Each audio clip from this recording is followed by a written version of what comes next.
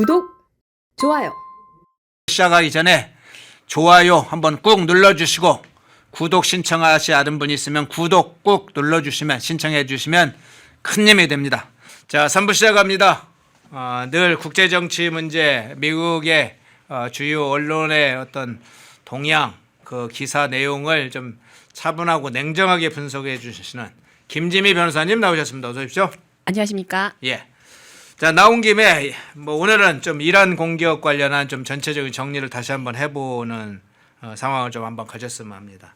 외신 보도도 있고 여러 가지 내용이 포함되어 있으니까 그런 내용을 많이 담으셨으라고 보고요.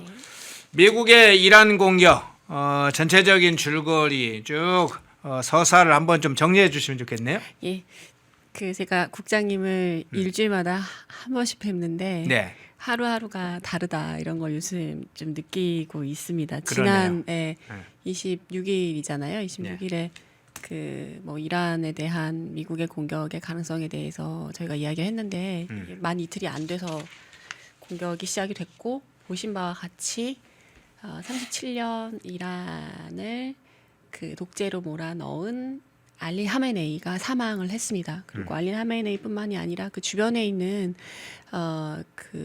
군 주요 지휘관들도 많이 사망을 했다 이렇게 지금 보도가 나오고 있더라고요. 그래서 미국 서사를 좀 말씀을 드리면 동부 시간으로 28일 새벽입니다. 새벽 2시 반에 공군이 습격을 해서 테헤란을 공격을 했습니다. 말씀드린 것처럼 지도자가 사망을 했고요.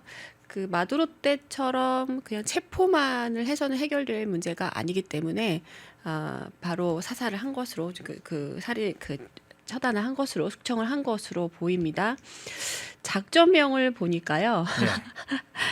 이 보통 뭐 중동 문제는 잘 아시겠지만은 우리나라의 국정원에 해당하는 모사드 우리나라가 처음에 국정원 도입을 할 때 이스라엘 모사드를 모델로 할 것인가 아니면 미국의 FBI나 CIA를 모델로 할 것인가 이렇게 고민을 많이 했다 결국 CIA를 선택했다고 해요. 모델을. 근데 이제 그 정보 당국에 해당하는 이스라엘의 모사드가 정보를 주면 정확하게 핀포인트를 잡아서 정보를 주면 이제 미국의 군사력이 동원이 되는 시스템인데 그래서 작전명을 보통 2개를 가지고 갑니다. 그래서 지난해 6월에는 이란 핵시설 그리고 핵 프로그램을 파괴했을 때는 잘 아시지만 미드나잇 해머였고 마두로 체포 작전에서도 동시에 똑같이 미드나잇 해머라고 했는데요. 이번에 작전명을 보니까 작전명이 궁금했어요. 찾아보니까 이스라엘 쪽에서는 포효하는 사자, 미국 쪽에서는 장대한 분노 이렇게 했더라고요. 그래서 제가 이 얘기를 왜 하냐면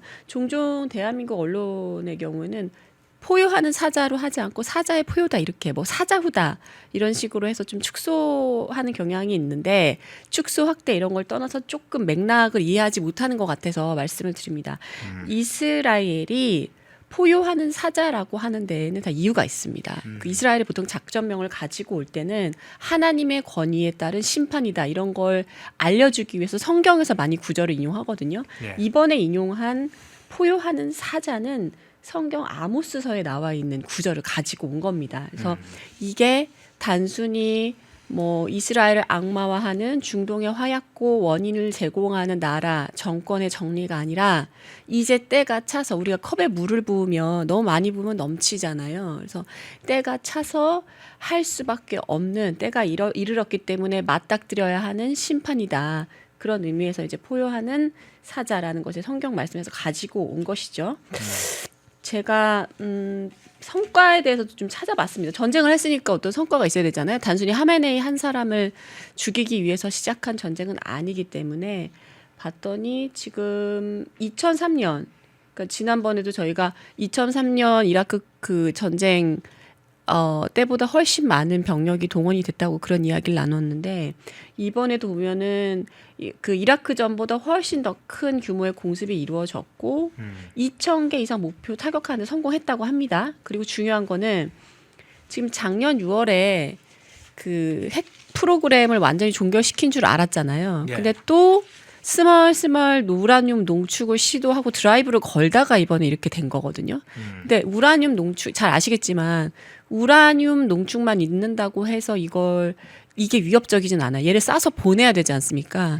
근데 미국이 화가 났던 이유는 두 가지였던 걸로 봐요. 하나는 우라늄 농축액을 왜 자꾸 이걸 높이냐. 안전선은 20%라고 하는데 왜 자꾸 60%를 자꾸 치고 올라오려고 하냐. 두 번째는 그러면은 자국 내에서 산업기술을 쓰려고 한다고 하는데 왜 탄도미사일을 계속 시험을 하고 발사 능력을 계속 업그레이드 하려고 하냐. 이것 때문이거든요.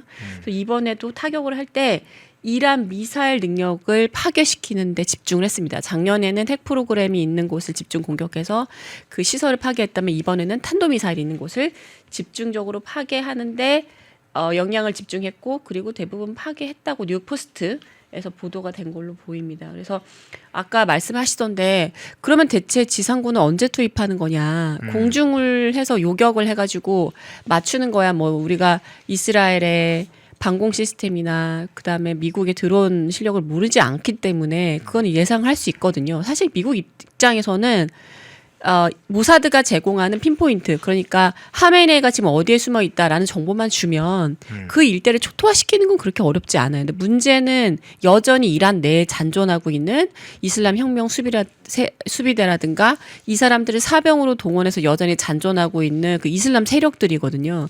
이런 세력은 지상군 투입이 아니면 해결이 어렵지 않습니까? 그래서 그동안 계속 외신을 보셨겠지만 트럼프 대통령 행정부가 지금 이라크 내에 있는 크루드 반군하고 계속 협상을 해왔잖아요. 무기를 주겠다. 돈은 어느 정도로 대주겠다. 그래서 오늘 지금 보셨죠, 국장님? 지상전이 시작이 됐습니다. 그래서 네네. 이라크 내에 있는 크루드 반군이 1시간 전에 제가 확인을 하니까 이란 국경을 넘어서 진입한 것으로 보이고요. 그래서 공중전이나 해전만으로는 불가능하다. 이게 이제 사실 정해져 있는 결론이잖아요. 마두로 체포도 결국에는 아주 최정예 부대가 들어가서 결국엔 데리고 나온 거기 때문에 그렇죠. 네 지금 이슬람 혁명 수비대를 정리하려면 사실 미군이 들어가도 돼요. 근데 미군이 들어가게 되면 아무래도 자국의 피해도 있지만 제일 중요한 건 확전이거든요. 이렇게 되면 지금 중국이 찍소리도 못하고 가만히 있지 않습니까? 한마디도 못하죠. 하메네이가 마두로 체포가 됐을 때는 뭐 여기저기 말이 많던데 하메네이가 죽은 이후에는 러시아 그다음에 중국 거의 얘기를 못합니다. 그러니까 지금 이 상태에서 크루드 반군이 지상전으로 투입하는 게 가장 적절한 선택이었다고 보고요. 확전을 막기 위해서 미군의 직접적인 지상군 투입은 자제한 것으로 보입니다. 그래서 이 정도 서사를 말씀드릴 수 있을 것 같아요. 현재까지는요. 예. 네. 그런데 우리가 이제 트럼프 대통령이나 이스라엘의 네타냐후 총리의 발언은 주로 다룹니다만 사실상 이 전쟁의 실질적인 이끄는 사람은 물론 합참의장 댄 케인이 가장 중요한 역할을 합니다만 사실 펜타곤의 수장 이 헤그세스 장관이 사실은 의사결정을 중요하게 많이 하잖아요. 자, 헤그세스 장관이 어제도 좀 입장을 밝히는 장면을 봤는데 헤그세스 장관의 주요한 이제 발언이나 이런 내용 이 부분은 어떻게 보세요? 그 헥세스 장군을 그러니까 지금 트럼프 2기가 들어서면서 지금 와서 생각해 보면은 왜 이름을 그렇게 바꿨는지 이해가 돼요. 네. 그러니까 아예 팀을 꾸리고 들어온 것 같아요. 그러니까 헥세스의 프로필을 보셔서 아시겠지만 ROTC 출신의 소령입니다. 그러니까 군인이에요.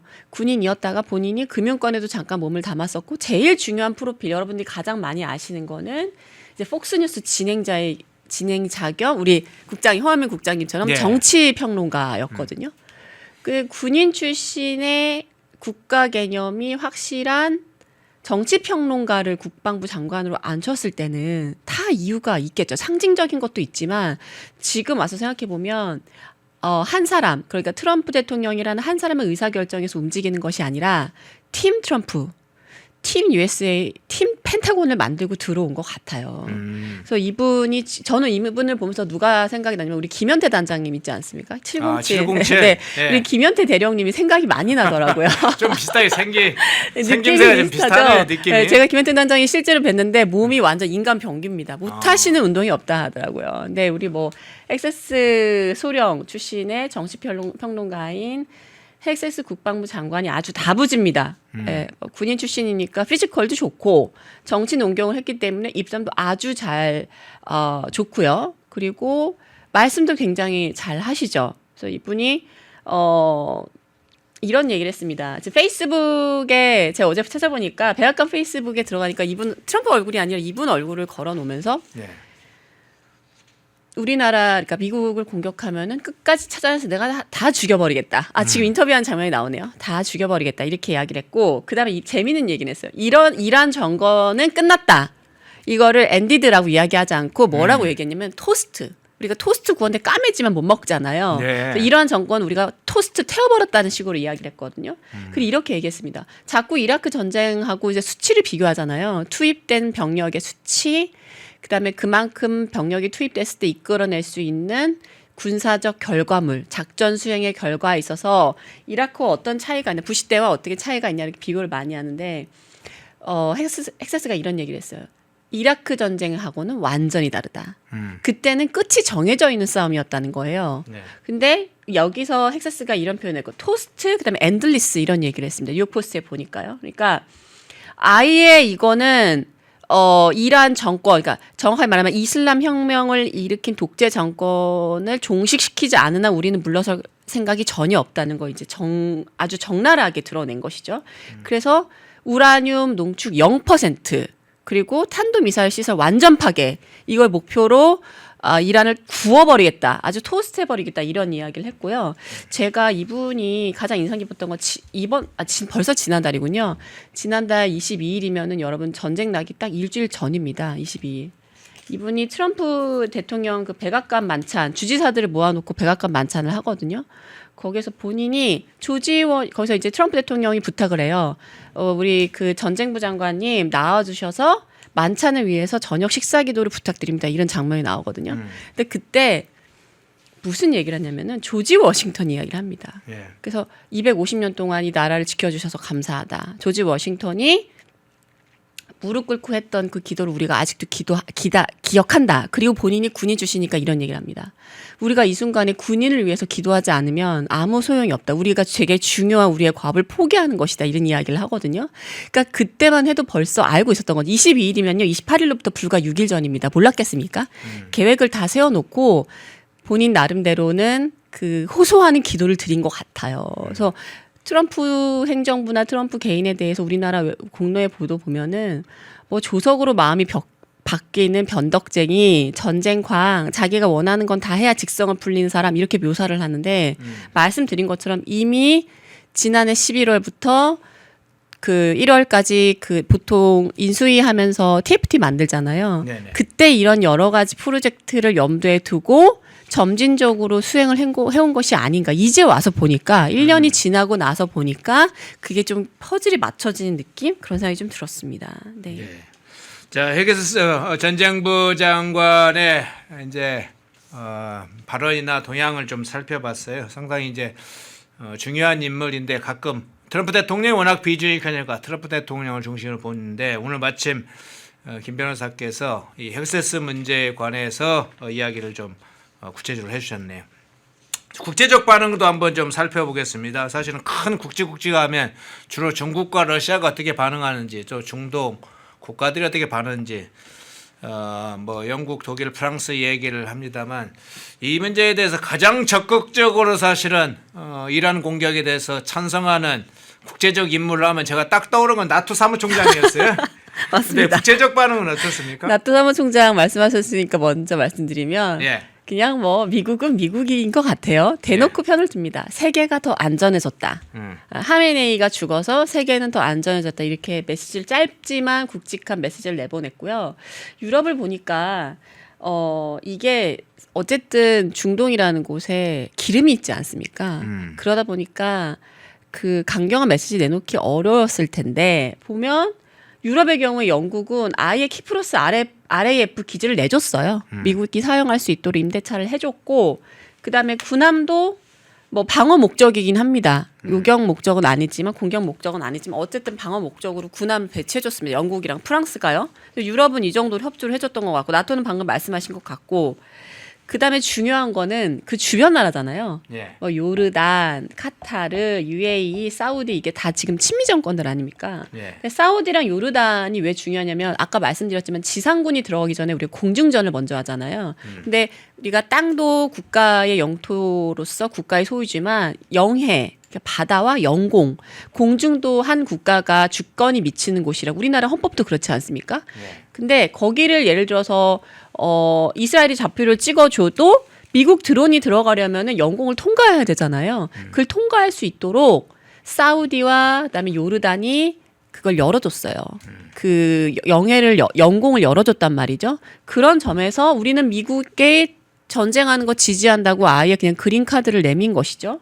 굉장히 중요한 역할을 했습니다. 사우디와 요르단이 이번에. 그리고 재미있는 거는 지금 이런 일이 일어나면은 제일 궁금한 건 저는 사실 중공 그다음에 푸틴 얼굴이거든요. 예. 시진핑이 메시지를 안 냅니다. 시진핑은 메시지를 안 내고 대신 비겁하게 왕위를 내세워요. 왕위 아시죠? 외교부 장관. 왕위가 네. 뭐라 그러냐면 지금 나토는 세계는 더 안전해졌다고 이야기를 하면은 미국을 뭐 비난해 줄 것 같잖아요. 중국이. 중국 왕위가 내놓은 메시지가 겨우 이겁니다. 힘은 해결책이 아니며 갈등을 더 악화시킬 뿐이다. 이 정도. 그러니까 시진핑 찍소리도 못하죠. 찍소리도 못하고. 그다음에 러시아는 이런 얘기를 했는데 참 러시아는 가만히 있어야죠. 본인들이 지금 메시지를 지금 전국이 어떤 데 메시지를 내놓습니까? 미국의 무력의 침략이다. 이런 이야기를 했습니다. 그러니까 무력 침략 워딩 자체는 맞죠. 하지만 상당히 정당한 침략이죠. 왜냐하면 EU 국가들이 벌써 편을 들지 않습니까? 네. 전쟁이 나면은 사우디나 요르단이 좋을까요? 피해보는 것도 있겠죠. 그런데 왜 지지를 하겠습니까? 멀리 있는 러시아가 이런 메시지 내놓을 게 아니죠. 웃긴 건 푸틴이에요. 푸틴은 여러분 어떠십니까? 푸틴은 이런 정국에 가만히 엎드려 있어야죠. 그렇죠. 시진핑이 엎드려 있는데 본인이 뭐라고 나서서 이런 얘기를 합니다. 중동 전쟁 휴전을 촉구한다. 본인이나 잘하세요. 미국 공습에 대해 이유 없는 공격이요? 이게 푸틴이 할 얘기인가요? 본인이나 잘하십시오. 네. 우크라이나 전이나 빨리 끝내시지. 뭐 이런 쓰잘데기 없는.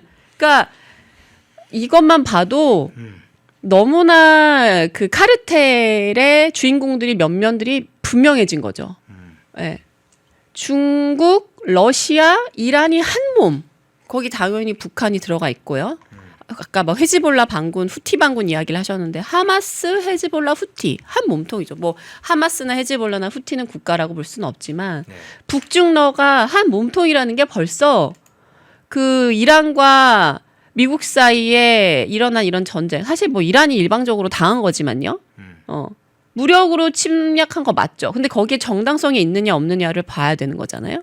그래서 이번에만 봐도 이 북중러의 주인공들 몇 면이 보인다. 저는 시진핑이 메시지를 낼 줄 알았어요.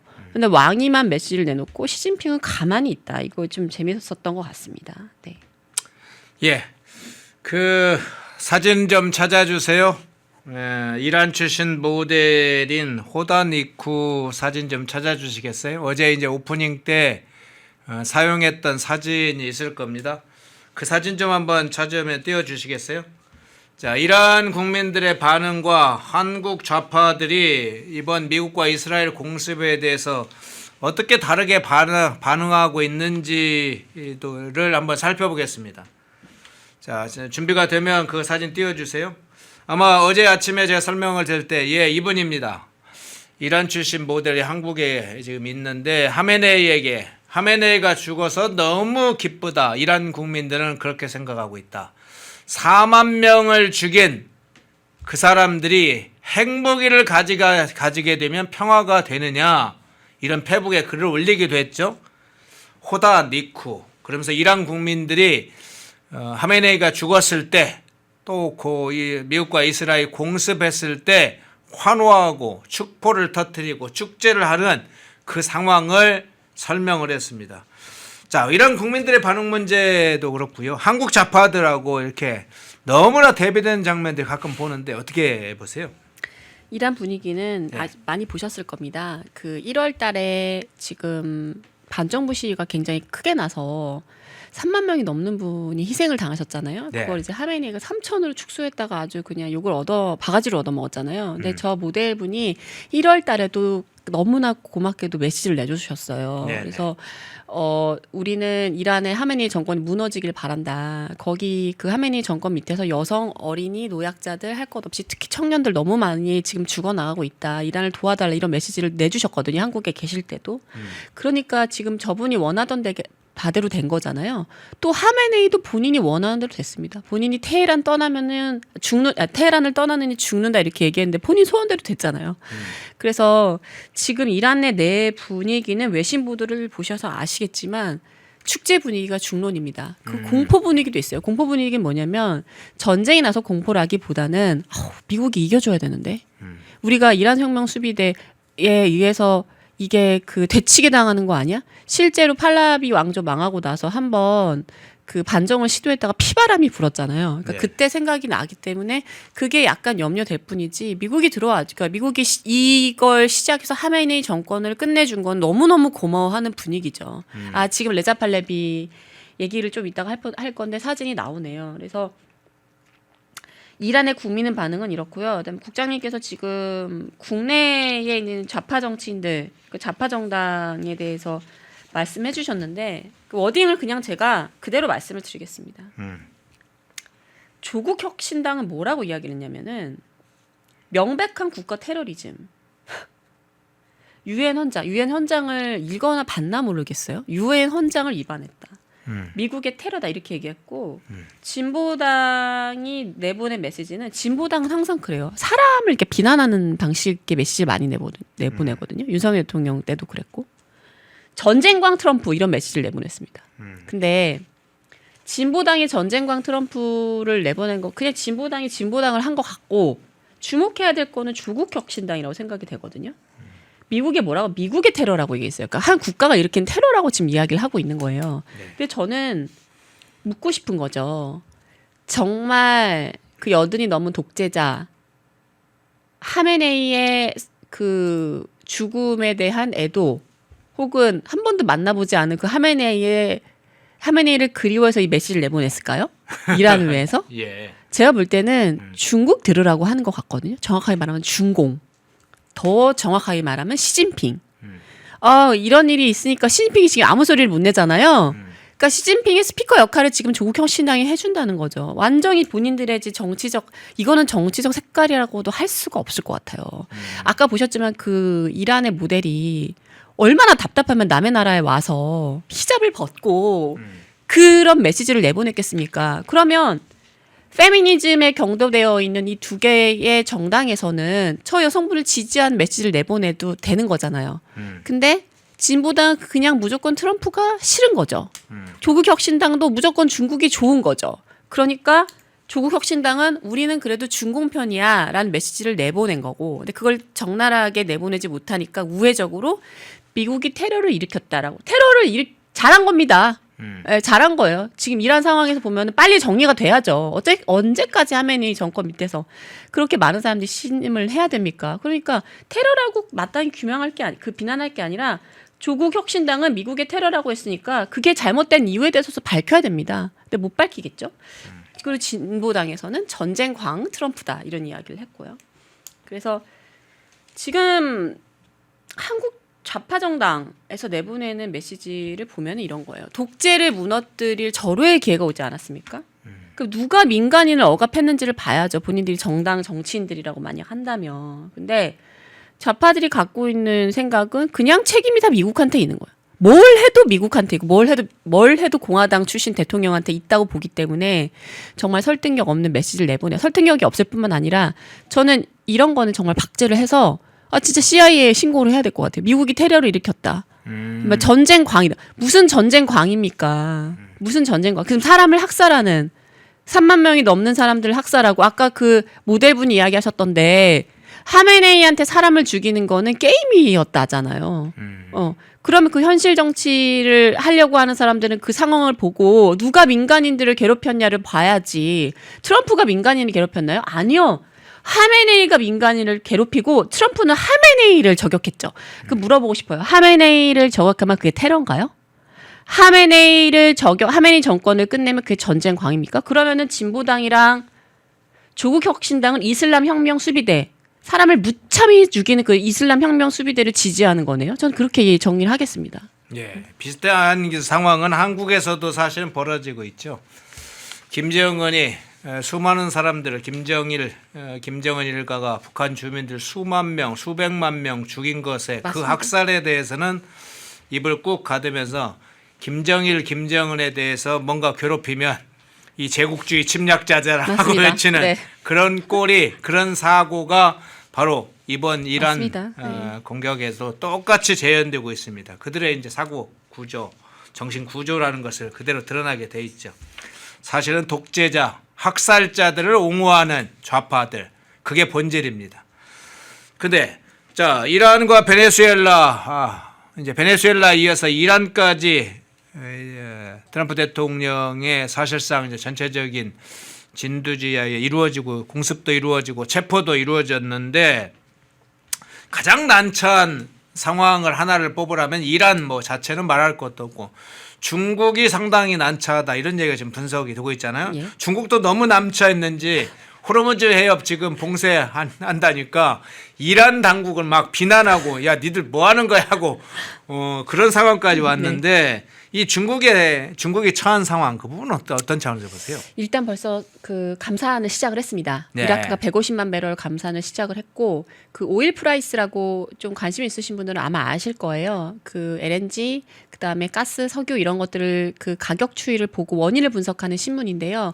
거기에 따르면 아마 전체적 감산량이 중동에서만 500만 배럴 정도 나오지 않겠나 이렇게 이야기합니다. 못 지나가니까요. 재고를 쌓아놓을 수는 없잖아요. 그래서 감산은 이미 시작이 됐고 지금 중국 얘기를 안 할 수가 없는 게 결국 이란과의 이런 그 전쟁은 대중 프로젝트거든요. 네. 그러니까 최종 목표는 사실 중국에 있는 겁니다. 저희가 지금 1대1로 초안전을 노리는 1대1로 프로젝트 관련 지도를 보고 계신데 먼저 경제적 얘기를 해보면 너무나 유명한 얘기입니다. 그 제재산 석유라고 하죠. 그리고 베네수엘라, 이란, 그다음에 러시아에서 제재를 받기 때문에 좀 덤핑해서 파는 그런 석유가 어디로 많이 유입이 됐냐면 중국으로 유입이 많이 됐습니다. 그러니까 중국이 1번 고객이죠. 다만 파는 사람이 이제 다각화되어 있었죠. 러시아, 베네수엘라, 이란. 근데 벌써 이란하고 베네수엘라는 나라 같잖아요. 그렇기 때문에 앞으로 중국이 싸다고 이제 더 이상 싸게 되지 않겠지만 그동안 사왔던 덤핑 가격으로 사올 수 있는 공급처는 이란만 남았습니다. 근데 여러분 경제학 원리를 아시겠지만 독점을 하게 되면 가격은 오르고 에너지 안보를 중국이 러시아에 의존하는 것은 중국이 바라는 바도 아닐 거거든요. 그러니까 기존에는 덤핑되어 있는 석유를 사왔기 때문에 경제적 이익이 있었죠. 제재산이 아니라 비제재산을 사왔기 때문에. 그래서 더 이상 싸게 살 수가 없다는 점에서 경제적 리스크가 올라갈 거고요. 근데 기름이 없이는 나라가 안 돌아가잖아요. 그러니까 결국에는 다시 비제재산 기름을 사오게 될 겁니다. 그렇기 때문에 대체 비용이 올라간다. 그래서 예전에는 중국산 물건이 싼 이유는 임금이 싸기도 하지만 기름을 싸게 들여왔기 때문이거든요, 사실. 그러니까 그게 유지가 안 될 거기 때문에 경제적 리스크가 올라갈 것이다라고 생각이 되고요. 두 번째는 저희가 지도를 봤지만 중국은 오래전부터 1대1로 그러니까 육상으로는 이란을 타고 해상으로도 이란 호르무즈 해협을 지나가는 방식으로 뭘 꿈꿨냐면 우리가 이란을 잡으면 이란하고 친한 이유는 그냥 성향이 같아서가 아니라 이란이 너무 중국 입장에선 필요하기 때문이에요. 이란 그다음에 아프가니스탄, 파키스탄. 아프가니스탄이랑 파키스탄만 넘어오면 바로 인도, 중국이거든요. 그러니까 중국 입장에서도 이란이 중요하고 이란 입장에서도 사실 중국이 중요하고 미국 입장에서도 이란이랑 중국이 중요하죠. 그런 면에서 보면. 그래서 이란이 너무 중요한 건 지금 보시는 지도처럼 1대1로 그러니까 초안전 우리가 경계를 넘어서 점령하는 걸 말하는 거지 않습니까? 그래서 철도, 빨간색이 철도고 파란색이 항만인데 철도와 항만을 장악해서 세계 경제, 정치, 지정학적 흐름을 미국 중심에서 중국 중심으로 바꾸고자 했었어요. 그렇기 때문에 이란이 너무 중요하고 이란이 친중으로 되는 게 되게 중요하거든요. 그럼 벌써 이란이 만약에 아까 보신 레자 팔라비가 돌아온다면 그래서 친미 정권이 탄생을 한다면 팔라비 앙조 때처럼요. 이란이라는 중요한 나라를 잃게 되는 거죠. 첫 번째, 싸게 기름을 못 사옵니다. 두 번째, 지정학적으로도 상당히 불리하죠. 1대1로 초한전을 완전히 포기해야 되니까요. 그래서 지금 결국 이란을 정리하고자 하는 미국의 결심, 전쟁부의 결심, 팀 트럼프의 최종 목표는 중국일 수밖에 없겠다. 이거 여러분들 다 아실 거예요. 그래서 그렇게 경제적인 면, 그다음에 지정학적인 면이고요. 전 사실 중국에도 선량한 분들이 많이 있을 겁니다. 우리가 중공을 미워하는 거지. 중국인들 물론 중국인들 중에 나쁜 사람 많지만 선량한 사람도 있을 거잖아요. 그래서 저는 경제적인 타격은 뭐 그것 때문에 서민들이 고통을 받는다면 조금 고려를 해봐야 되지 않나 생각이 들어요. 당장 감산이 있기 때문에 걱정이 되는데 저는 두 번째는 너무나 마음에 들거든요.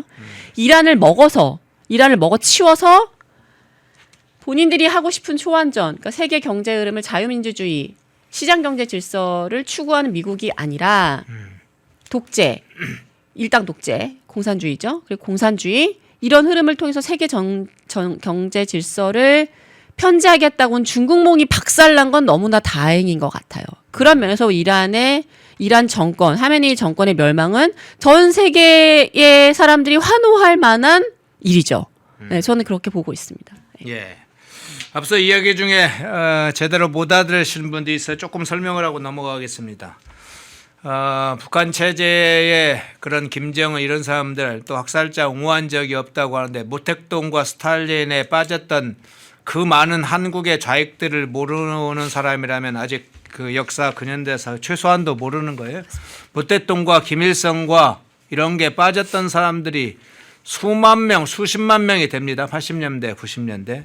뭐 근래에 와서도 대통령이라는 직함을 가진 사람이 김정은을 향해서 탁월한 지도력을 가지고 있는 사람이라고 했어요. 유시민은 계몽군주라고도 이야기를 했어요.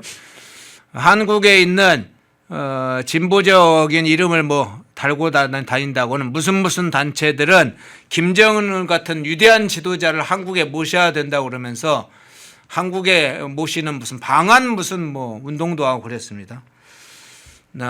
김대중 때부터 시작된 핵 문제와 관련해서 김대중은 아예 북한이 무슨 핵이 있냐, 핵 개발 아예 없다고 아예 핵 자체를 부인했어요. 노무현 대통령은 전 대통령은 그거 한국을 위협하는 건 아니고 그냥 북한의 자유적 수단이다라는 식으로 덮고 넘어갔어요.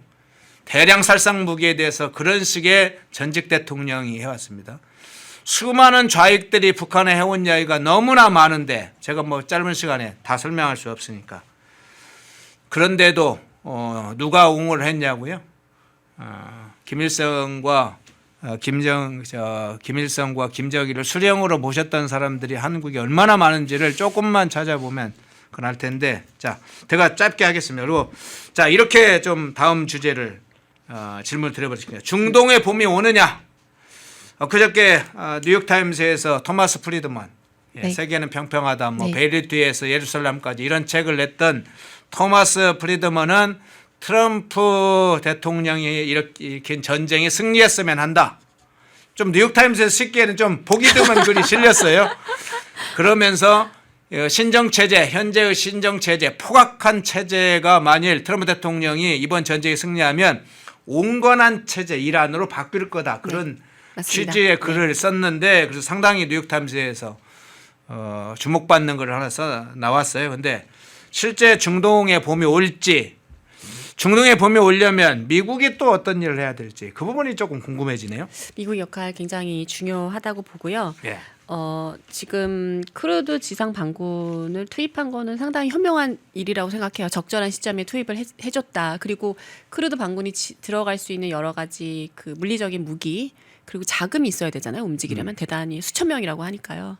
그래서 그 돈을 대준 곳이 트럼프 행정부이기 때문에 그런 점에서는 잘했다고 보고요.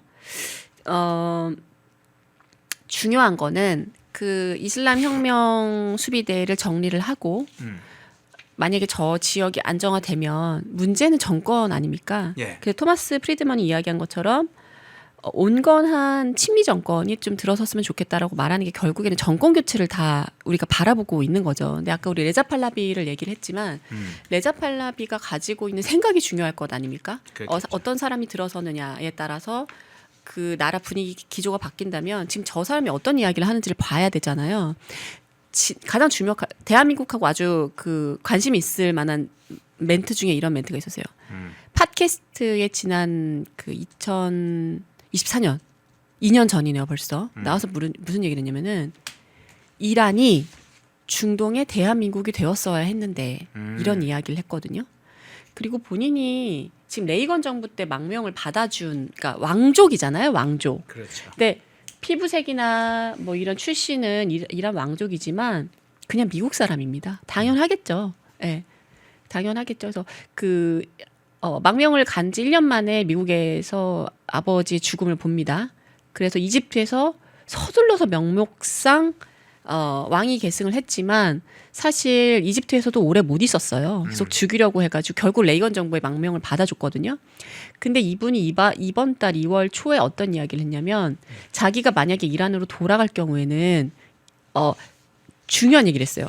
우린 입헌군주제를 자꾸 생각하잖아요. 근데 뭐라고 했냐면 지도자를 선거를 통해서 선출할 수 있도록 하겠다. 그러니까 선출이 뭐냐면 선거를 말하잖아요. 선거는 자유민주주의 상징이거든요. 그러니까 입헌군주제도 아니라 완전히 공화 정도 지금 생각을 하고 있는 것 같아요. 그러면서 트럼프한테 도움을 계속 요청을 했습니다. 근데 아까도 말씀드렸지만 어떤 계획하에 실행되는 프로젝트이기 때문에 미리 레자 팔라비랑 이야기가 되어 있지 않았을까 생각을 해요. 그리고 레자 팔라비가 돌아올 정도면은 사실 이란 내 지금 반정부 시위하는 국민들은 되게 좋아할 것 같거든요. 그리고 저 사람의 성향이 지금 토마스 프리드먼이 이야기한 온건한 것이 맞거든요. 약간 좌파 성향이 있어서 그게 조금 염려가 되긴 하지만 그래도 하메네이하고는 완전히 결이 다르기 때문에 예. 분명히 친미 정권을 세울 겁니다. 그래서 레자 팔라비를 상징으로 하는 친미 정권의 소프트 랜딩을 미국이 잘 도와줘야 된다고 생각이 들고요. 그 다음에 중요한 거는 이스라엘인 것 같아요. 중동의 봄이 오기 위해서 이스라엘이 지금 계속해서 보면은 중동 깡패, 그러니까 중동의 좋은 말로 하면 중동의 큰형님, 실체를 까발리면 중동 깡패인 이란을 상대해 온 거는 사우디도 아니고 요르단도 아니고 이집트도 아니고 이스라엘이거든요. 예. 이스라엘이 아시지만 뭐 공중전에서 뭐 전 세계 1위죠. 방공망도 물론 그렇지만 뭐 데이비 실링이라든가 아이언돔 이런 부분들에 있어서 아주 철저하게 그 방공 시스템이 잘 갖추어져 있었기 때문에 이란을 막아낼 수 있었거든요. 그래서 이스라엘의 지금과 같은 기조로 중동의 좀 질서를 친미적으로 그다음에 자유민주주의 시장경제 쪽으로 잘 유지를 해줘야 중동의 봄이 올 수 있을 것 같다. 그런 생각이 들고 또 제일 중요한 거는 중동 지역에서 가장 정보력이 좋은 국가는 단연코 이스라엘이죠. 예. 그러니까 CIA가 미국에 있다면은 이스라엘에는 모사드가 있다고 이야기할 정도니까 그래서 그런 정보를 계속해서 제공하는 게 중요할 것 같고요. 또 하나는 지금 사실은 이게 전쟁이 장기화되지 않고 빨리 그 친미 정권이 소프트 랜딩이 되려면 사실 대리전이 빨리 끝나야 되거든요. 대리전 때문에 전쟁이 장기화되는 것 아닙니까? 이런 면에서도 이스라엘이 중요하고 그다음에 주변 국가들 있잖아요. 네. 요르단이나 카타르나 이런 지금 걸프만의 친미 국가들은 사실 제일 중요한 건 시장 안정화 카드죠. 계속 유가가 올라가면 이걸 좀 진압해 줄 수 있는 게 다른 중동 국가지 않습니까? 그래서 연공을 내준 면에서도 고맙긴 하지만 전쟁을 도와준 면에서는 향후에 좀 장기적인 관점에서 중동의 봄이 오려면 이 국가들이 노선을 바꾸지 않고 비밀리에 계속 후티 반군이나 헤즈볼라의 무기를 대주고 자금을 대준 이스라엘의 선례를 따르지 않고 시장 안정화 카드로 제대로 기능을 해줘야 될 것 같아요. 그래서 미국이 좀 당분간은 전쟁 물자를 대주는 방식으로 크루드 반군을 도와줘야 될 것 같고 만약에 정말 다행으로 전쟁이 빨리 끝나서 이슬람 혁명 수비대가 진압이 되면 제일 중요한 건 친미 정권 그러니까 레자 팔라비를 상징으로 하는 친미 정권이 소프트 랜딩하는 걸 도와주는 게 가장 중요하다. 그리고 그 과정에서 정보를 제공하는 이스라엘 그리고 주변 상황을 안정화시킬 수 있는 요르단 기타 친미 걸프만의 친미 국가들의 태도가 중요하다 이렇게 보고 있습니다. 예. 네. 자, 그와 동시에 마지막으로 이 질문 좀 하나 드릴게요. 호르무즈 해협 앞서 이제 그 장면도 호르무즈 해협 이동하는 그 모습도 한번 봤어요. 한번 그거 잠깐 한번 호르무즈 해협에서 선박들, 유주선들 이동하는 그 장면 한번 보여주시겠습니까? 공습이 있기 전만 하더라도 막 80척 이상의 유선들이 왔다 갔다 하는데 호르무즈 이제 공습 지금 보이네요. 저 한번 보이시죠? 지금은 봉쇄하기 전입니다. 그리고 봉쇄 후에는 저렇게 딱 이제 지금 갈라져서 28일 봉쇄는 지금 봉쇄 후니까 별로 안 다니잖아요. 저렇게 이제 호르무즈 해협이 봉쇄됨으로써 유조선이 지금 모습을 보게 돼 있는데 한국도 지금 저 호르무즈 부근에서 7척이 지금 뭐 납포됐다고 그러나 대기 상태에 지금 있는 걸로 알고 있는데 해협을 좀 빠져나오고 있지는 못하고 지금 저 안에 있다고 그러면 갇혀 있다고 하면 납포는 아니고 갇혀 있다거나 빠져나오게 되다가 공격당할까 봐 들어가 지금 저 안쪽에 지금 있다고 지금 알려져 있어요. 자, 호르무즈 해협의 전원 상태면 이제 주가 문제나 뭐 환율이나 이런 게 이제 변동성이 계속 상승만 하지 않고 계속 불안정하게 변동성이 있을 것 같긴 한데 그 문제 그리고 한국 앞으로의 이제 한국 대응 문제 어떤 차원에서 보세요? 두 가지를 얘기하고 싶은데요. 예. 지금 제가 하는 얘기는 민주당이 잘 들어야 될 것 같습니다. 두 가지 잘못한 일을 이야기할 건데 혹시 이게 민주당 의원들이 보게 될지 모르겠어요. 희망사항으로 좀 보고 정신을 차렸으면 하는데 잘 들어보시기 바랍니다. 먼저 주식 얘기를 해보겠습니다. 어제 보셔서 아시겠지만은 그 12.6%입니다. 네. 역사적인 폭락을 했습니다. 오늘 반등을 했는데 이건 리스크가 해소가 돼서 반등된 게 아니라 너무 바닥을 세게 찍었기 때문에 일시적으로 반등을 한 거고 리스크는 존재하기 때문에 계속 요동을 칠 겁니다. 근데 주식 얘기를 안 할 수가 없는 게 지금 할아버지 할머니들도 주식을 하거든요. 그러니까 할아버지 할머니들께서 자유롭게 주식하는 게 뭐가 문제가 되겠습니까? 근데 여러분 기억나시죠? 거리마다 배너가 다 걸렸어요. 뭐 코스피 몇천, 뭐 민주당이 함께 하겠습니다. 해가지고 그 엄청난 과열을 일으키지 않았습니까? 그래서 어제 정말 보통 하루에 3%만 빠져도 많이 빠졌다고 폭락했다고 이야기하는데 무려 12%입니다. 그런데 재밌는 건요. 이스라엘은 4%가 올랐어요. 미국 증시도 올랐죠. 오늘 올랐습니다. 확인해 보니까. 근데 그걸 보면 이 지금 유가가 요동치는 과정 가운데 가장 많이 영향을 받는 게 사실 주식 시장이잖아요. 근데 민주당이 주식이 부동산은 말하자면 부동산을 사고 부동산을 늘리는 것 같은 부동산을 늘리는 행위는 악마화하고 주식을 사는 건 뭐 대단히 경제 발전에 유익한 것처럼 이야기를 했는데 예. 지금 보면 이런 식으로 정말 정부가 해서는 안 되는 그러니까 시장은 가만히 놔두면 잘 되는 거잖아요. 정부가 정부 할 일이나 잘할 것이지 뭘 안다고 시장에 개입을 해가지고 이런 개입 저런 개입하고 이런 메시지 저런 메시지 내놔가지고 지금 주식시장이 너무나 요동을 치고 있습니다. 그래서 이 부분은 정말 민주당이 하면은 안 되는 이야기 하면 안 되는 행동을 했다고 보고 그다음에 로이터도 오죽하면 코스피의 급락 이 급락이라는 표현도 아까워요. 정말 역사적인 폭락하지 않았습니까? 그리고 원화 약세, 환율 방어가 안 되고 있고 원화 계속 떨어지고 있다는 걸 심지어 로이터가 보도를 했습니다. 그래서 이번에 그 증시를 요동치는 걸 보고 선거에 레버리지를 쓰려고 했던 거잖아요. 사실 주식시장 올라가 톡 까놓고 말해서 당장 코앞에 닥친 선거철이 됐기 때문에 선거용 레버리지로 만약에 이런 짓을 했다. 그러면은 정말 반성을 하고 앞으로 이런 식으로 시장에 개입하는 걸 자제를 해야 될 것 같고요. 서킷 브레이커라고 하죠. 어제 무려 20분 동안 그게 지속이 됐습니다. 너무 과열이 돼서요. 그렇죠. 네, 그래서 저는 이런 정말 전무후무한 역사적 폭락의 대단한 책임이 저는 단순히 호르무즈 해협이 막혔기 때문에 유가가 폭등하고 환율 방어가 안 되는 뿐만 아니라 과도한 큰 정부 과도하게 시장에 개입해서 불필요한 행동을 했던 이재명 그 정권의 책임이 있다고 보고요. 네. 그다음 두 번째 원전 얘기를 하겠습니다. 이게 더 중요한데 아시겠지만 우리나라는 원유 의존도가 굉장히 높고 그 중에서도 중동 의존도가 높습니다. 근데 중동 의존도가 높다는 건 이제 지역 의존도가 높다는 걸 말하고 원유 의존도가 높다는 거는 에너지 종류가 원유에 치중이 되어 있다는 걸 말하는 거겠죠. 근데 원유 의존도를 낮추는 가장 대표적인 방법이 사실 원전이에요. 산자부에서 매년 발표하는 에너지 믹스를 보면 어느 정도 원유 가격이 폭등하거나 이런 그 변동이 있을 때 가장 국제적 정치 영향을 받지 않는 원전이 떠받쳐 주고 있어야 안정적으로 굴러가거든요. 대한민국이 버틸 수 있는 만약에 호르무즈 해협이 완전히 봉쇄가 돼서 전혀 기름을 못 들여온다. 그랬을 때 대한민국이 버틸 수 있는 기간은 불과 7개월입니다. 1년도 안 돼요. 7개월이 지나면 대한민국 없어진다는 거예요. 만약 최악의 상황의 경우에는. 그러니까 그동안 원전에 대해서 이걸 폐기하려고 하는 탈원전하려고 하는 이게 얼마나 정말 잘못된 것인지. 그리고 두 번째 중동 의존도를 낮추려면은 다각화하면 되잖아요. 예. 윤석열 대통령 정부 시절 생각을 해보십시오. 두 가지를 다 했습니다. 탈원전 내가 폐기하겠다. 왜냐면 원유 의존도를 너무 높이니까요. 지금 불안정성 요소가 해결되지 않는, 당장 어제 보십시오. 불안정성 요소가 해결되지 않는 원유 의존도를 낮추기 위해서 탈원전, 문재인 때의 탈원전 정책을 완전 폐기했죠. 완전히 폐기했어요.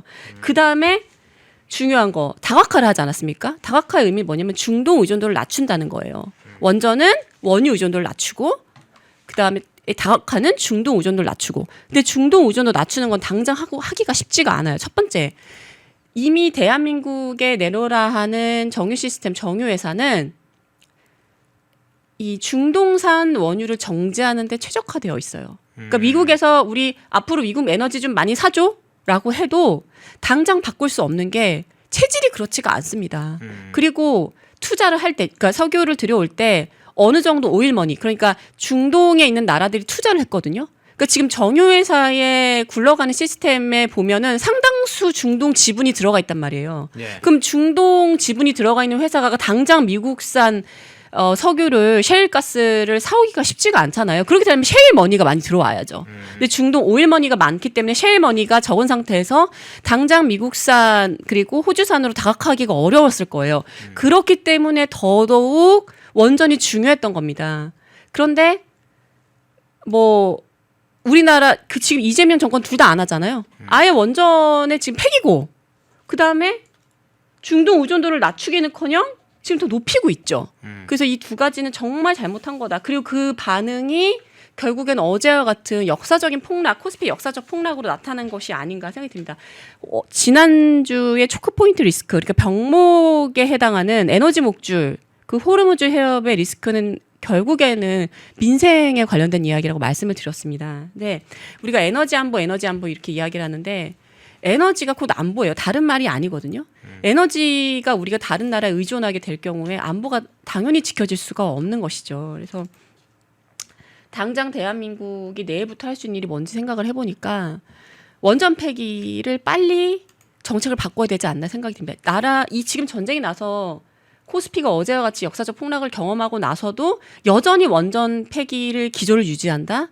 전 이거는 매국이라고 생각합니다. 매국이라고 생각을 하고요. 중동 오일머니가 대거 들어와 있는 상황에서 중동 그 산이 아닌 미국산 석유를 당장 들여오는 건 어려울 겁니다. 그렇게 하기가 어려울 거예요. 경제적인 면에서나 체질 산업 구조상이나 그런 건 어려울 거예요. 그렇지만 최소한 이걸 다각화는 해야 되지 않나. 그런 의견을 갖고 있습니다. 그래서 지금 전략 비축유가 많지 않은 대한민국의 경우에는 어쨌든 중동의 원유를 끊을 수가 없다면 지금 중동을 안정화시켜 줄 수 있는 나라, 미국 말고는 없잖아요. 그러니까 조국 혁신당이나 진보당이 얼마나 미련한 짓을 하는지 알고 계시죠? 지금 중동이 안정화됨으로 인해서 이익을 얻는 대표적인 지역은 아시아라고 어디서 발표했냐면 알자지라에서 발표했어요. 다른 보도도 아니고. 중동 리스크가 올라가면 타격 제일 많이 받을 거 아시아, 대한민국 이렇게 이야기했단 말이에요. 그럼 그 중동을 안정화시키고 있는 팀 트럼프, 팀 US의 행위를 지지를 해줘야죠. 근데 그걸 지금 정당이 나서가지고 뭐 전쟁 광인이 테러리스트니 이렇게 비난을 하고 있고 원전은 폐기한다고 이야기를 하고 있고 중동 의존도는 낮추실 생각을 안 하고 좀 어쩌려고 이러는지 모르겠습니다. 네. 오늘 3부에 김지미 변호사님 모시고 이 이란 사태의 서사부터 해서 헤그세스 전쟁부 장관의 발언 그리고 이란 내부의 상황, 중동의 봄이 오는지 상황, 이란 출신 모델의 그 장면까지 살펴보면서 호르무즈 해협에 따른 이 지정학적 리스크를 받는 우리의 상황 어떻게 대처할 거냐 하는 문제까지 좀 정신 좀 차려라 뭐 하는 얘기까지 했습니다. 그리고 주가 폭락이 너무나 많이 떨어져서 오늘 오르는 것은 사실 너무 바닥을 깊게 치니까 그것의 반동이 일정하게 지금 5,600 정도 올라가는 거다. 정상화되는 차원보다는 반동이 나타나는 거다. 자, 이란 문제 해결되면 사실은 제일 좋은 건 이란인들이고 맞습니다. 가장 혜택을 보는 자유를 얻는다는 것이 어떤 겁니까?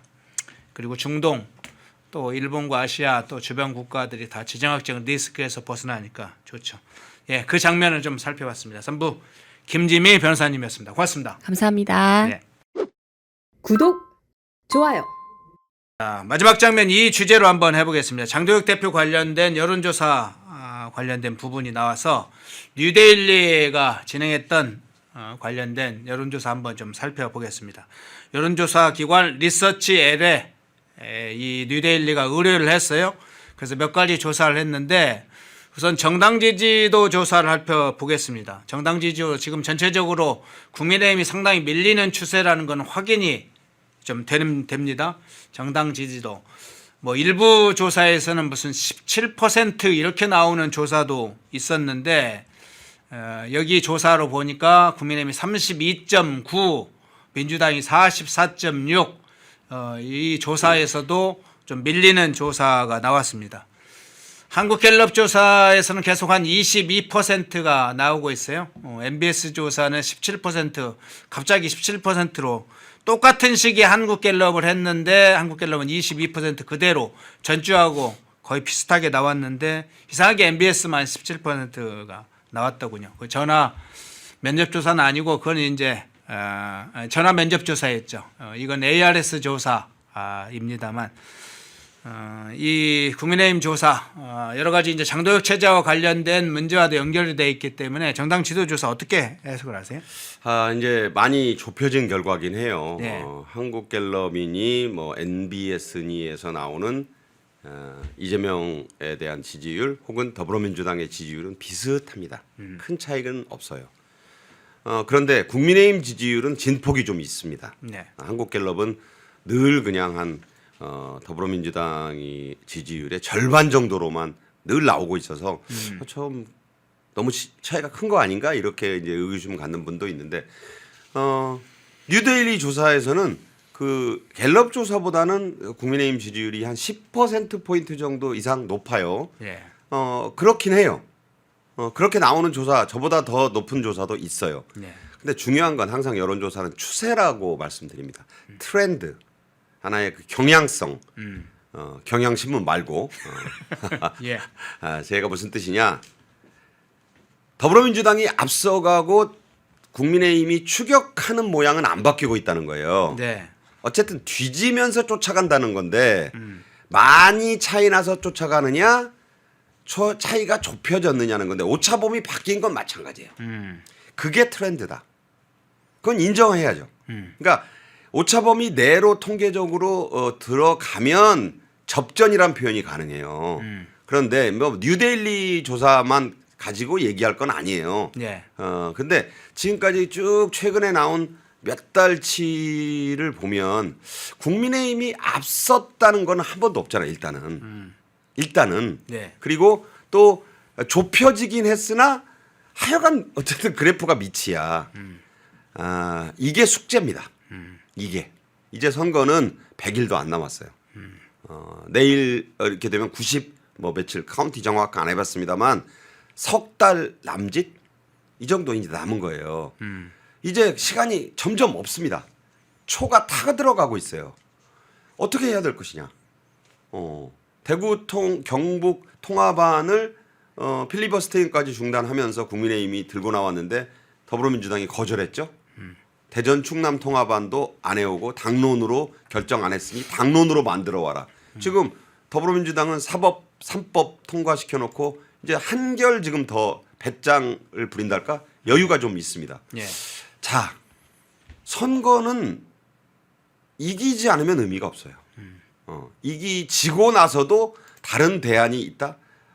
이거는 좀 곤란하죠.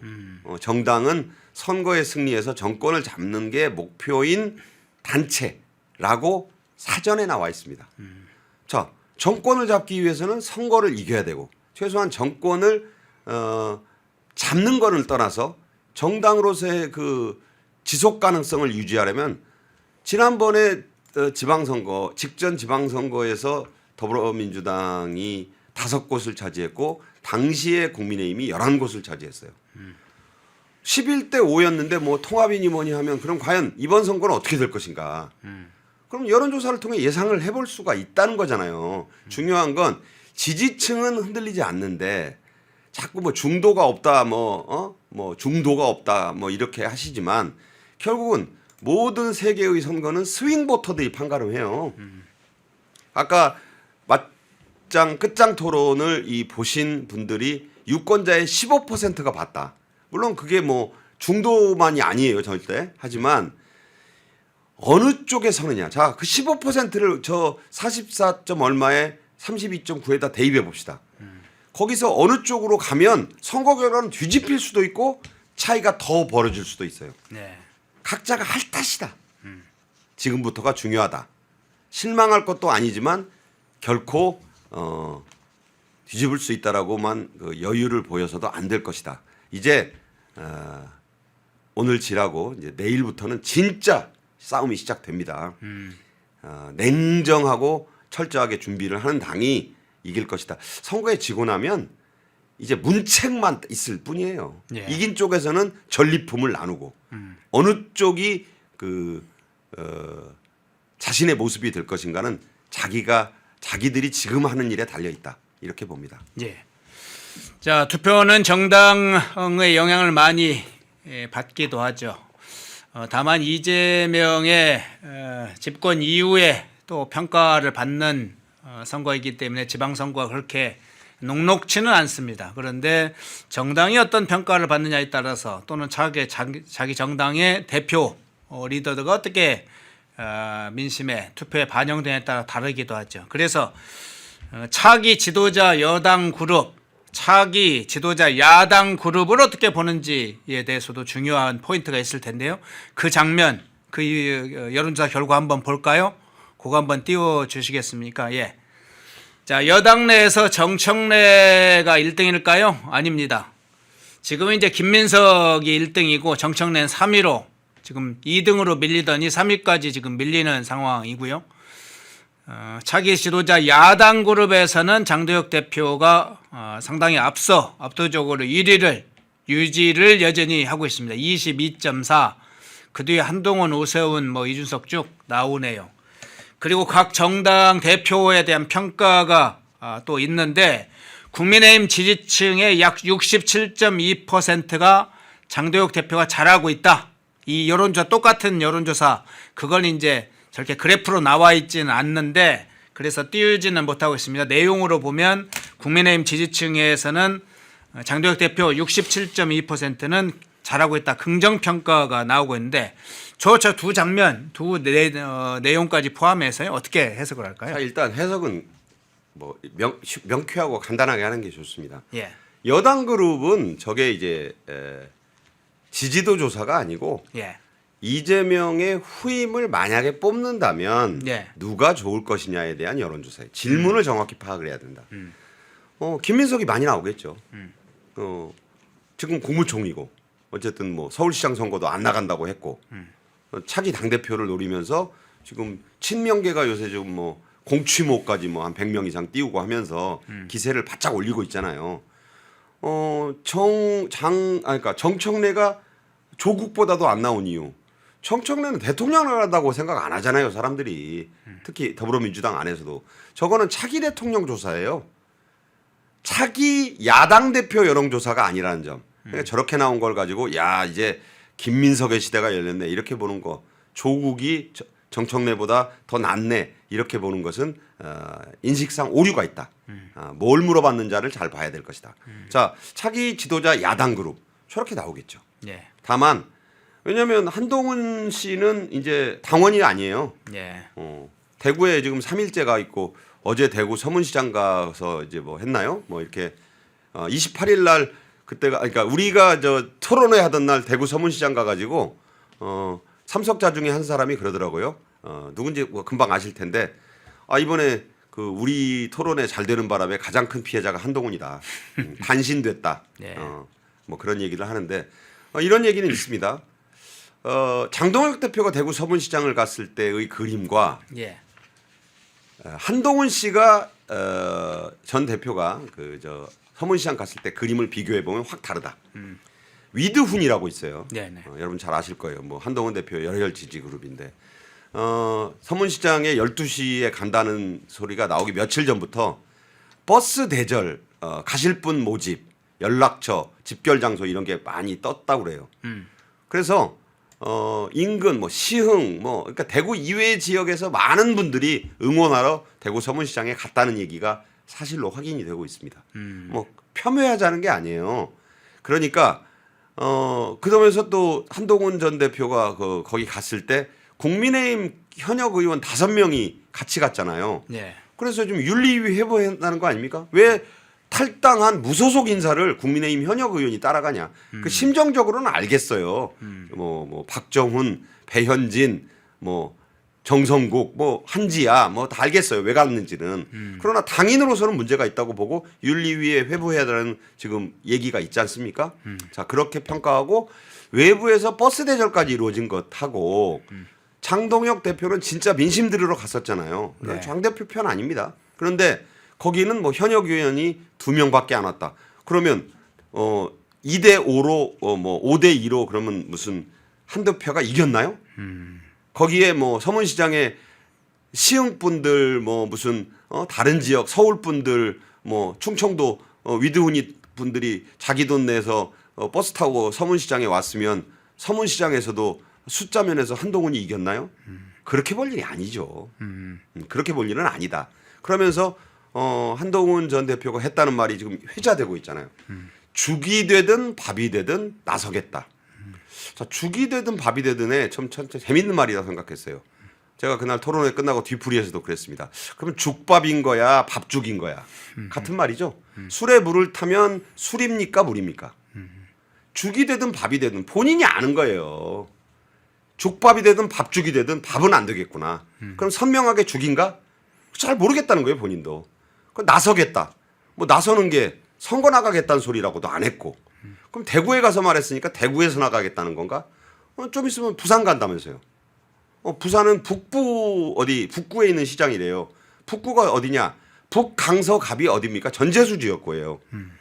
대구에 시장 많아요. 아니 부산에 시장 많아요.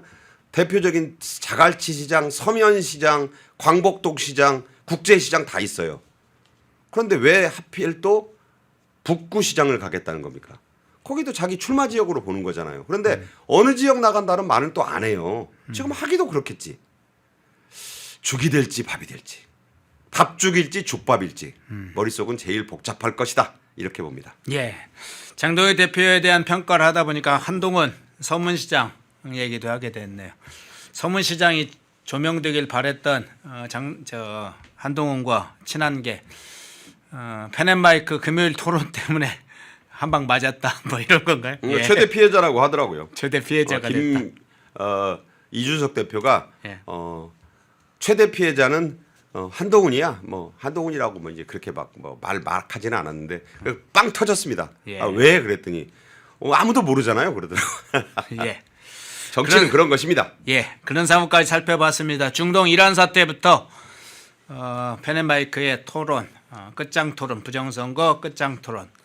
그리고 지금 최근에 나온 여론조사 문제까지 한번 살펴봤습니다. 일부 박상규 시사평론가님이었습니다. 고맙습니다. 감사합니다. 예. 구독, 좋아요. 자, 이제는 지금 징계 문제로 한번 가보겠습니다. 국민의힘 내부의 문제인데요. 자, 국민의힘 지도부가 지금 6.3 지방선거 요 앞두고 있는데 이 당원 게시판 사태 문제는 여전히 국민의힘 내부에서는 중요한 문제입니다. 자, 당에서 제명된 인물이 있죠. 한동훈이. 자, 뭐 본인이 제명됐고 본인이 당원 게시판 사태로 제명된 거에 무슨 정치적으로 무슨 제명된 게 아닙니다. 본인이 쓴 또는 본인 가족이 쓴 글로 제명된 건데 친한계 의원들이 대구를 쪼르르 따라다닙니다.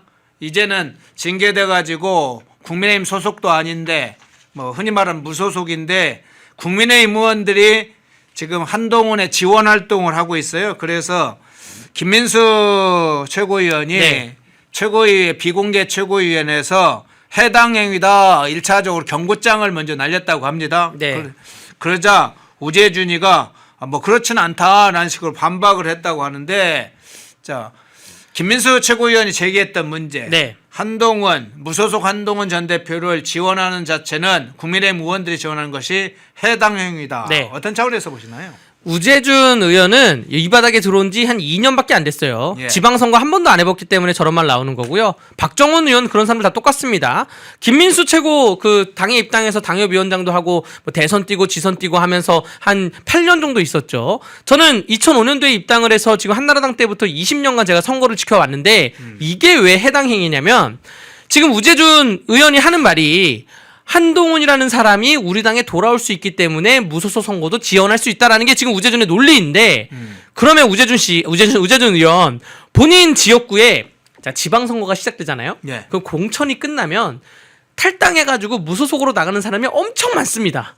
특히 우리 당의 세력이 강하면 강할수록 그런 지역이 많아요. 뭐 박정훈 지금 그 송파도 그렇고 우재준이 있는 대구도 그렇고 제가 있는 강원도도 그렇고 광역의원, 기초의원, 시의원, 도의원, 군의원, 구의원 공천이 탈락했을 때 나 그럼 무소속으로 나갈래. 나 동네에서 유명해. 이런 분들이 많아요. 네. 그런 분들도 항상 하는 말이 당선되고 다시 돌아오겠다라고 얘기를 하거든요. 그럼 우재준 의원 만약에 본인 지역구에 본인이 당협위원장으로서 공천 관리를 하는 그런 사람들 중에 누군가가 튀어나가서 무소속으로 대구시의원 나갔다. 혹은 거기 구에 있는 기초의원, 구의원 나왔다. 그 사람들 지원할 겁니까? 국민의힘 후보가 있고 국민의힘에서 뛰어나간 후보가 있으면 당연히 국민의힘을 지원해야 되고 그게 아닌 사람들을 지원하면 그럼 그게 해당 행위죠. 또 돌아온다고 약속을 했기 때문에 지원한다? 그럼 만약에 민주당 후보자들이 아주 국민의힘도 생각이 있어요. 그럼 거기 지원할 겁니까? 말도 안 되는 소리를 하고 있는 거예요 지금. 와 이게 지금 대구 서문시장 간 거는 명백한 해당 행위이고요. 여기에 대해서는 지도부가 어떠한 조치를 좀 내려야 되지 않나 생각이 됩니다. 예. 장대혁 대표가 직접 나섰습니다. 장대혁 대표도 당시에 비공개 최고위원회에서 입장을 밝혔죠. 해당 행위다 그건. 그리고 이후에 추가적으로 지금 장대혁 대표가 입장을 밝히고 있습니다. 대구에 가서 한동훈 지원 활동을 하는 것은 해당 행위니까 징계를 예고하는 듯한 발언을 했어요. 경고성 발언이기도 하고 해당 행위로 징계가 될 수 있다는 예고 발언을 했고 특히 부산에 이제 추가적으로 지금 한동훈이 간다고 합니다. 그래서 친한계 의원들 중에 추가로 거기에 따라갈 것인지 말 따라가면 바로 이제 사실은 징계 처분이 시작될 걸로 보이는데 장대혁 대표의 발언과 징계 처분으로 갈 가능성 어떻게 보세요? 징계 처분으로 가는 거는 아마 배현진과 김종혁 징계에 대한 결과가 가처분 신청에 대한 결과가 나오고 나서 수순이 있을 거라 생각이 됩니다. 근데 예. 여기서 제가 그 어디에서도 말씀 안 드린 약간 노파심을 하나 말씀드리면 네. 그 김종혁 그 전체고는 김종혁 씨는 본인의 사건 번호를 SNS에 올려놨기 때문에 제가 검색을 해봤어요. 2월 26일이 지난주 목요일이 김종혁과 배현진의 가처분 기일 아닙니까? 그 담당 변호사들이 이제 국민의힘을 담당하는 변호사들이죠. 네. 그 가처분 당일날 답변서 하나 내고 그달 아무것도 안 냈어요. 그러니까 저도 당을 상대하는 혹은 당을 방어하는 가처분 사건을 많이 했는데 여러분들 가처분 사건은 24시간 변호사가 이 모니터를 갖고 계속 써내는 거예요. 계속. 그러니까 그 2월 26일 기준으로 김종혁이 계속 그 SNS에 글을 올리지 않습니까? 김종혁이 글을 올릴 때마다 그걸 따가지고 판사님 이 사람 아직 정신 못 차렸습니다. 이거는 제명이 마땅합니다. 계속 써내는 거고 제가 배현진 사건 번호는 몰라서 검색을 안 해봤는데 만약에 그러니까 배현진 재판 때 그런 일이 있었다는 거 아니에요. 판사님이 국민의힘 당당 변호사한테 뭐라 그랬냐면 아니 배현진이 사진을 올리고 어린아이 사진을 올리고 1,500개의 댓글이 달렸다는데 댓글이 달렸다는 자료는 어디 있어요? 그럼 거기서 원래 변호사가 뭐 증제 5호증을 보시면 보입니다. 뭐 이렇게 해야 되는데 어버버했다는 거예요. 그러니까 판사님이 아니 배현진이 사진 올려서 아동이 피해봤다는 증거가 어디 있습니까? 그걸 제출 안 한 걸로 지금 보여집니다. 그래서 이거는 이러다가 가처분이 만약에 배현진, 김종혁의 가처분에 대해서 인용이 돼가지고 배현진 그 김종혁 윤리위 징계하지 말아라고 나오면 이게 변호사들이 열심히 일을 안 해가지고 만약에 그런 결과가 나오면 한동훈도 바로 치고 들어오거든요. 바로 가처분이 들어오거든요. 이거 제가 어디서도 말을 안 했는데 저는 제가 당 뭐 공천 효력정지 가처분이나 당 홈페이지에 게시판 민주당이 막 공격해온 가처분 사건 제가 제 블로그에 올려놨어요. 제가 다시 보니까 저는 한 3일 사이에 서면을 한 4-5번 냈더라고요. 그리고 종결되고 나서 또 계속 참고 서면을 냈는데 계속 두드려야 됩니다. 판사님 소송이라는 거는 준비만 해서 되는 게 아니라 재료를 손질해서 요리를 해서 판사 입에 먹이를 넣은 다음에 판사의 턱까지 씹게 해줘야 돼요. 그런 다음에 판사의 위액이 안 나오면 위장약까지 넣어줘야 되는 그게 소송이에요. 단순히 음식을 차렸다 그래서 판사님이 먹지 않거든요. 약간 다소 좀 높아지면서 걱정된다는 말씀을 드리고요. 그래서 아마 어쨌든 장동혁 지도부는 지금 이러한 한동훈을 따라다니는 해당 행위하는 사람들에 대해서는 저 2명의 가처분 사건 결과를 좀 보고하지 않을까 저는 그렇게 생각이 됩니다. 예. 국민의힘 측의 변호를 맡고 있는 그 변호사 제대로 준비를 안 해서 만일 예상치 못하는 상황이 오면 그 폭풍을 어떻게 감당하려고 그런 식의 준비를 불철저하게 됩니까? 사실은 당에서도 만일 이 방송을 듣게 되면 바로 장덕 대표와 지도부들이 그걸 체크를 해서 실제로 가처분 신청 재판에서 그런 일들이 벌어지고 있는지 확인을 하고 그에 따른 바로 신속하게 대처를 하기 바랍니다. 추가 이제 자료라든가 이런 걸 자세하게 제출을 해야 돼요. 그 아주 중요한 포인트를 이야기를 해주셨네요. 사실은 너무나도 정당한 수사나 재판도 때로는 어처구니 없는 상황 때문에 뒤집어집니다. 송영길 사건도 그렇죠. 검사들의 사실은 증거력이 인적이 제출된 이정근인가요? 네, 이정근 관련된 자료가 불법 증거다 해서 무죄가 나는 사태가 발생을 했습니다. 이 봉복수 사건이 너무 뻔한데도 그런 일이 벌어져요. 절차적 정당성의 문제를 제기해서. 그래서 판사에게 절차적 정당성을 따지기 전에 검사들의 위법 수집 증거 문제가 이미 제기됐습니다. 그래서 판이 지금 잘못되게 갈 수 있으니까 그 문제를 한번 추가해 주시죠. 여러분들이 정치권 사건은 돈을 바라보고 하는 게 아닙니다. 여러분들 뭐 김계리 변호사님이나 김지미 변호사님이 뭐 돈 보고 사건 하겠어요? 이거는 사명감 갖고 하는 거거든요. 저 사람들을 절대 당에 들어오게 하면 안 된다. 저 사람들은 단죄시켜야 된다. 혹은 간혹 가다가는 그냥 재미로 하는 거야. 이거 재밌네. 덤벼? 이런 서면에 이런 글을 썼네. 나도 한번 내 자료 갖고 와봐. 해외 논문 찾아봐. 이런 식으로 접근해야 되는 거서 자료를 계속 내게 되는 게 바로 정치권 사건인데 좀 그런 관점에서 그 당 사무처에서 그런 그 변호사님들한테 확인을 해야죠. 서면을 몇 번 더 내셨나요? 뭐 이렇게 좀 했으면 좋겠습니다. 예. 네. 자, 1부에서 이란 사태부터 시작해서 지금 징계 대상이 되고 떠오르고 있는 한동훈 따라다니는 친한계 의원들. 왜 한동훈을 따라다닙니까? 국민의힘의 당원 중에서도 의원으로서 명확한 자기 주의를 가지고 있다면 당 대표를 중심으로 당 지도부를 중심으로 굳건하게 싸우지 않고 왜 한동훈을 뒤를 따라다닙니까? 예. 저는 그 대구보다 부산에는 사람들이 많이 떨어져 나갔을 거라 생각합니다. 예. 왜냐하면 사실 대구 일정에 굉장히 저도 실망했어요. 일정표 짜는 것도 그렇고 제가 한동훈계 사람들은 한동훈이 대구에 가면 그게 신문 1면을 장식할 거라 생각을 했는데 메시지를 내야 장식을 하죠. 대구 경제에 대한 메시지를 내던가 혹은 아니면 뭐 대한민국에 있는 뭐 국가 안보 복지 이러한 뭐 이재명 정부의 부동산 정책에 대한 메시지를 내야 되는데 혹은 아니면 뭐 당에 대한 메시지를 내던가. 근데 한동훈이 낸 메시지는 뭡니까? 와주셔서 고맙습니다. 대구시장 맛있습니다. 이런 메시지를 낸 거예요. 컨텐츠가 없어요. 네, 이건 견학이죠, 견학. 견학이고 그냥 견학 말고는 그냥 그 초등학생이 어떤 그 문화재 견학하고 이런 거 말고는 아무런 메시지가 없는 그런 정치인의 행보라고는 할 수가 없습니다. 그렇기 때문에 그 실망함을 보고 부산에서는 조금 더 많은 사람들이 떨어져 나가지 않을까 생각됩니다. 네. 예. 일부의 이란 사태부터 이 내부 문제까지 한번 살펴봤습니다. 강대규 변호사님이었습니다. 고맙습니다. 네, 감사합니다.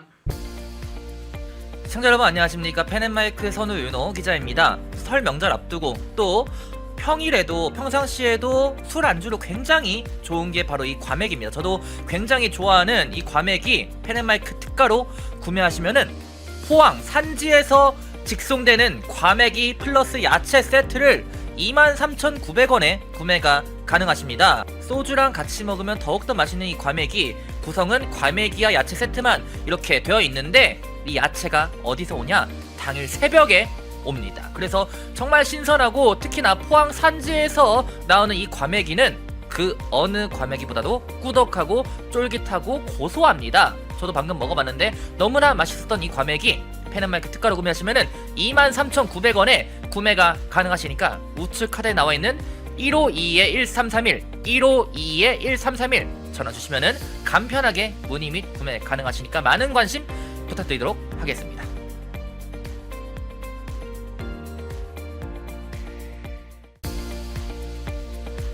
시청자 여러분 안녕하십니까. 펜앤마이크 선우윤호 기자입니다.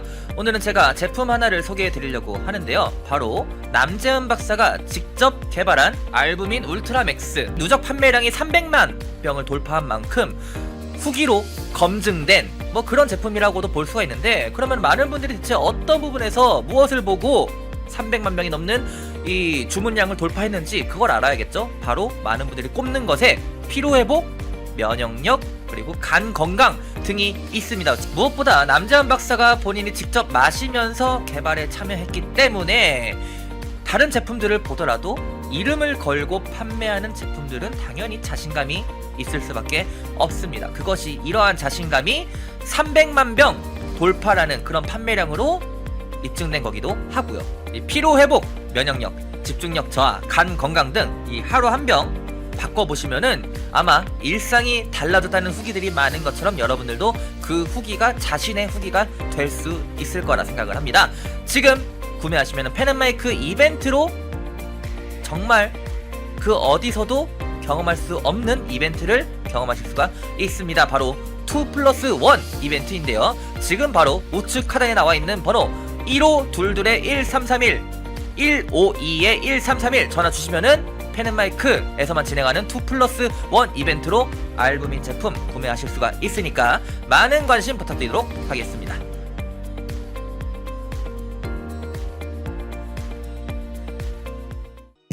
펜앤마이크에서 추천하는 영상도 보고 가세요. 다른 영상도 즐기시려면 구독 버튼을 꼭 눌러주세요.